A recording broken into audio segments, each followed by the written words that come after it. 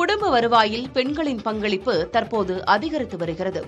இந்த சூழலில் வீட்டுக் கடன், தனிநபர் கடன், நகைக் கடன் உள்ளிட்டவற்றை பெறுவதில் பெண்களின் பங்களிப்பு கடந்த ஆண்டுகளில் தொடர்ச்சியாக அதிகரித்துக் கொண்டே வந்திருக்கிறது.